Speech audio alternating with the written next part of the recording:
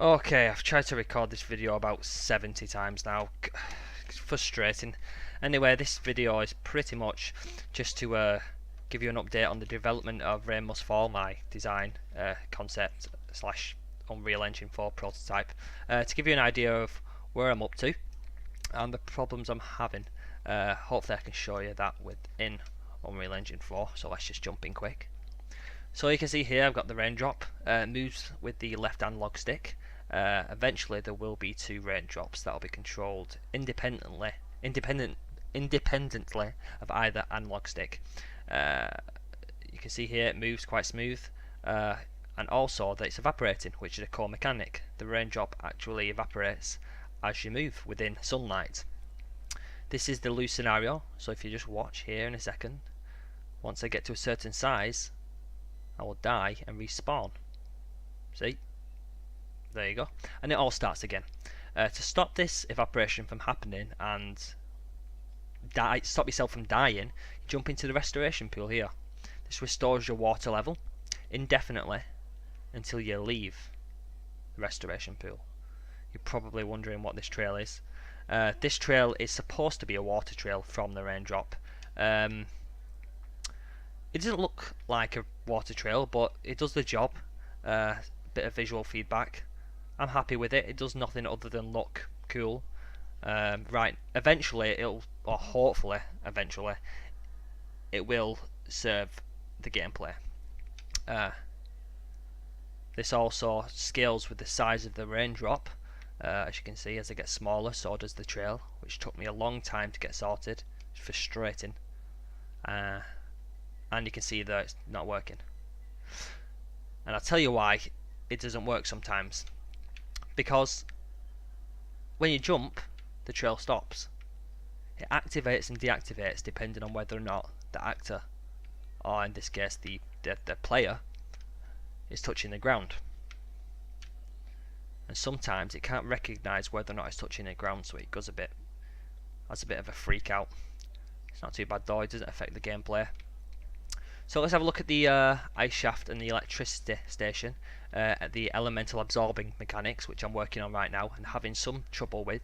If we go under the ice shaft, you'll see I turn into ice. I look like ice, I move like ice, I'm heavier. But for some reason I still evaporate. I'm trying my best to fix that, but I'm having trouble with it.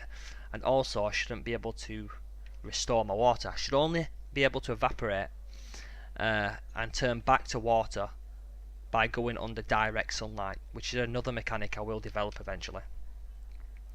So let's have a look at the electricity station, which works the opposite of the ice shaft. You move faster, you're lighter, you still evaporate and you can still restore, so that's working perfectly. You can see here when I absorb the element, it says they're electrified. That's just for debugging purposes.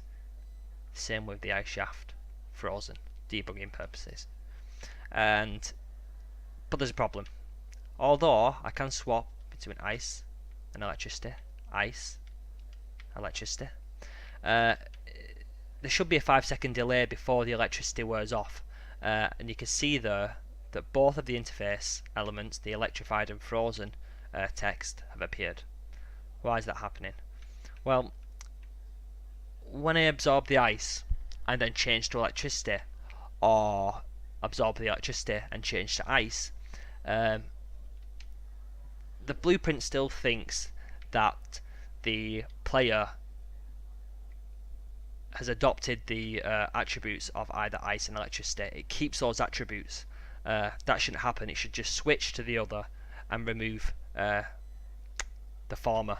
So if I change to ice and then change to electricity, it should only adopt the electricity attributes, not the ice. But for some reason there's a bit of a confusion there within the blueprint. That's something I'm working on now and failing miserably with. Something just happened then actually. What was that? It seems that before... Oh no, that's weird. Both of the interface elements just stayed on screen for some reason. They should have disappeared after 5 seconds. So yeah, that's what I'm up to right now.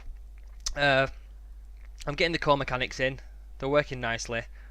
but they kind of don't actually, because if any of the levels I design have an ice shaft and electricity station within, say, 7 seconds within each other, the player is going to notice there's a bug, and it's probably going to break the game or the design of the level anyway. So that's something I've got to think about. I could just design a level that doesn't have an ice shaft and electricity station within 5 seconds of each other, but I kind of want it to work, don't I? Because then I can design more interesting gameplay scenarios. So yeah, that's pretty much it. The only other thing to mention really is that when I press the LB button on the Xbox controller, my indicator pops up and disappears. That's something that I put in place for when I've got player splitting, the mechanic where you can split into 2 raindrops and explore the environment. So yeah, that's pretty much that. I'll do another video update when I've got the player splitting mechanic in, and cheers.